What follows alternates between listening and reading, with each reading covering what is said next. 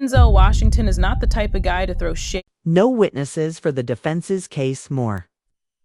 Digital evidence of prostitution and sex trafficking and new.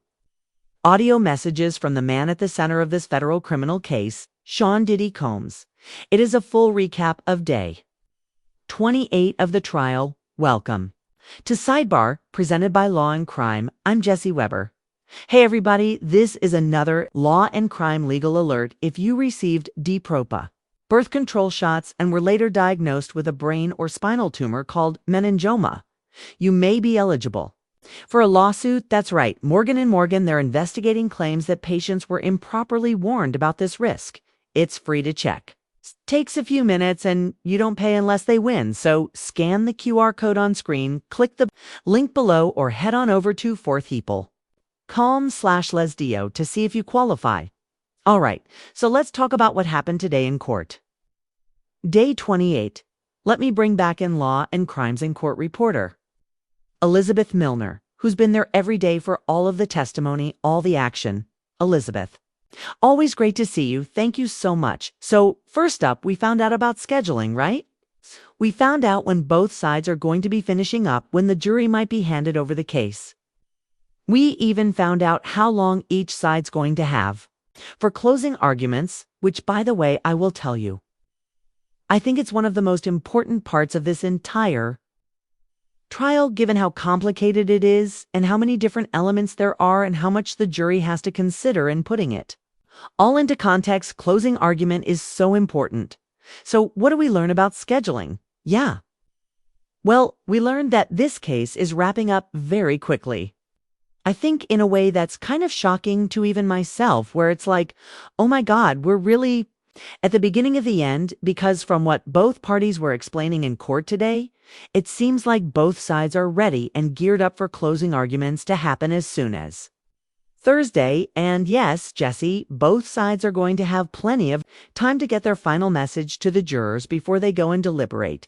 And so each side will have an abundance of time. It's pretty much 4 hours for each side. And so the day, as far as Thursday goes, it should take up most of the day for closings. Because at 4 hours each, that's 8 hours, probably a lunch break in between. So we should see you closings happen all day on Thursday. And then because they're going to be taking up most of the duration on Thursday, we can expect that the jury won't even get the case until Friday. And so things are moving pretty quickly now, whether or not the jury actually comes to a verdict on Friday. That's a wait and see, but for the most part, we can kind of finally see the beginning of the end with this case. Yeah, 4 hours each for closings. I think they'll probably want all that time. I know that the first thing that's going to happen after the defense, after the prosecution finishes up their case, the defense is going to have this Rule 29 motion, where basically after the prosecution, the government closes its case. They basically say, Judge, there's nothing for the jury to consider. You look at everything that was presented. You have to enter a judgment of acquittal on these charges because the evidence presented is insufficient to sustain a conviction, probably not going to be successful for them. And then you move into the defense's case, which, by the way, we found out about that too. I mean, there was a point when we thought the defense was going to call a number of witnesses. Is that not true anymore? Are they not calling any witnesses? Are they just putting on what exhibits or something? Yeah, it seems like there was kind of a lot of mixed messaging this morning in terms of whether or not the defense will call witnesses or whether or not they'll just put in a bunch of exhibits. And that'll kind of be the most of their case in chief, but from my understanding of it all, they still plan to call at least maybe one, maybe two witnesses. That is my understanding of everything. I know a lot of people would rather this case kind of wrap up and everything quickly, but it seems, again, from my understanding, that the defense, at least, plans to put on a couple of witnesses. Now, whether or not one of those witnesses is Sean Combs, I doubt that's going to happen, mainly because they planned on summations or closing arguments to be happening on Thursday. But initially, Jesse, they had kind of, I wouldn't say a laundry list, but they had a lengthy list of witnesses that they were possibly planning on calling. Now, obviously, That dwindled all the way down, and then initially, when we were kind of getting towards the end of the government's case, the defense was like, okay, we plan on calling Dr. Bard, we plan on calling Vasha, we plan on calling another witness. And then it seems like that three-person witness list already trickled down probably to maybe one or two of those folks, possibly Osa Dunlap, possibly Dr. Bard. So we'll wait and see when the defense takes over for their case, but for the most part, it seems like the defense case isn't going to be lasting as long as they initially anticipated when they initially thought it would be at least maybe 2 to 5 trial days. It seems like for the most part, it'll be just a day, maybe even a day and a half. Yeah, some outlets are reporting that the defense is not planning on calling any witnesses. So we're getting mixed messaging. I'm happy. If you were there too, straighten it out for us, because I'll tell you, I think it's interesting. If they call no witnesses or they call a limited amount of witnesses, it says something about how they feel about this case.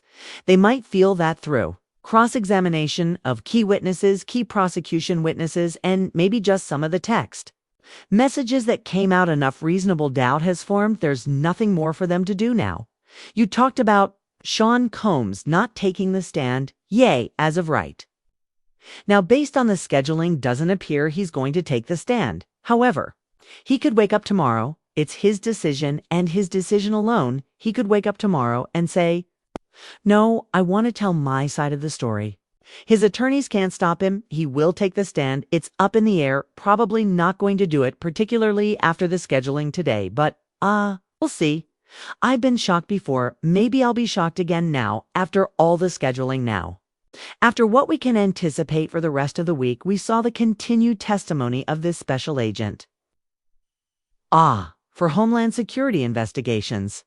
This summary witness literally summarizing or condensing a lot of the digital evidence in this case, and it seems to me that the prosecutors are really trying to illustrate that this connective thread with Sean Combs, his associates, and Jane. It's alleged victim, too, in this case, to set up all these wild king nights. So you're really placing Sean Combs in the middle of it, not that he can't say, oh, I don't know what was being set up on my behalf. I showed up at a hotel room, and I'm shocked to find what I found. Not so quite, and it's either that he was an integral part of this, assuming at the very least. These were sites of prostitution, which is, transportation to engage in prostitution. The allegation being that he transported sex workers and alleged victims for the purposes of sex work, or at the worst case for him, that these are sites of sex trafficking.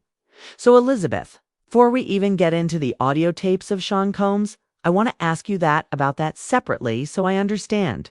More flight records and the payment of travel, this was all discussed, as well as setting up the rooms for these sexual episodes, right? Yeah, absolutely. And so, Jesse, I will say this about some of the summary charts that the jury was able to see today. It was something that a lot of us in the gallery weren't able to see because it had a lot of sensitive information specifically relating to Jane, and so, unfortunately, for the most part, especially at the beginning of the day, we didn't see all of these charts and graphs that were all put together, but I was able to try to jot down as much as I could, especially as Marine.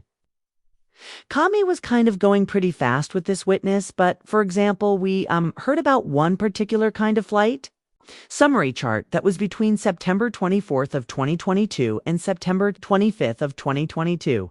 And the location was Mapleton Home, which is Diddy's residence over in Los Angeles, as well as in Vegas, to where the names associated with that particular time frame were Jane Sean Combs and Paul being an entertainer that Jane and Sean Combs would use in their hotel nights. And so the jury was able to see kind of financial records. That being $2,500 that was sent over to Paul on the flight. Records, I wasn't able to write it down as fast as I possibly could, but there were flight records that were attached to that, but then also there were just more charts just really talking about the payment. So, for example, there was one payment from September 17th of 2023 through September 19th of 2023. It was about a hotel booking, particularly the Trump Hotel in New York and the Whitby Hotel. To the names associated with that particular booking were Jane, Sean Combs, Robert, and Cabro. And then Jane, she had a flight out from LAX to JFK Cabral, from Atlanta to Newark, and then Newark back to Atlanta, where, the jury was able to see Venmo payments totaling $1,000 that was sent to Robert. Then they were able to see text messages. I'm associated with just kind of the financial records associated with Cabral, where Jane texted Cabral saying, I'm going to check on the status of the cash for you. Then we see more things, or we hear about more charts that have to do with Jonathan Perez, one of Sean Combs's assistants. Jane and Cabral, it was assigned to the Trump hotel room, 0508. The arrival date was around that same time frame, September 17th of 2023.